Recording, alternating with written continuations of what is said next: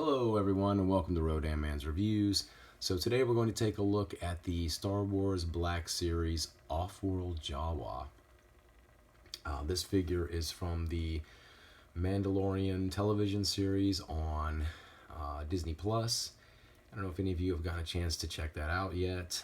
I really like that show. It's very, to me, it feels like it very much captures the essence of the early Star Wars movies. So I'm a big fan of The Mandalorian.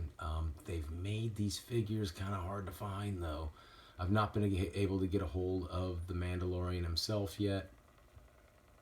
I know there's a couple of different variations of that character. There's a standard one. There's a like a Target exclusive one. There's also Cara Dune. There's also the heavy infantry Mandalorian that I think is a Best Buy exclusive. So right now, unfortunately, those figures are pretty hard to come by. Even online, trying to track them down, it's just something that is they're pretty hard to catch, pretty hard to come by. So if you can pick them up, by all means, I would highly suggest that you do so. So this is just the Jawa. He's, of course, a little guy, like all Jawa are. He comes guns blazing here. He's got a couple of these weapons. So he's got this little blaster thing that's hooked by a cable up to this right here. And then he's got this little holster thing that I presume is for this, or it could be for this one. It's been hard to try and get either one of these weapons into this holster thing. I presume that's what it's for, but it's not.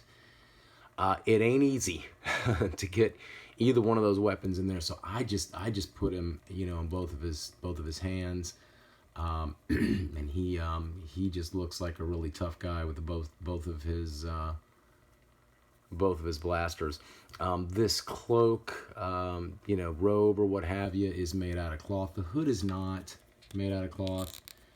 It's plastic. And it just goes from side to side. Articulation for him, he doesn't really look up or down or anything. The arms have a bend here, and they have a twist at the wrist. Feet have a bend for them, down, bend back up, and then of course we've got the knees.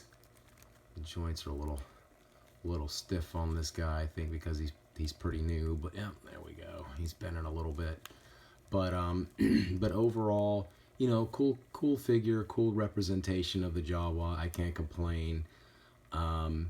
There's nothing about it that's really that glaring as far as any kind of faults.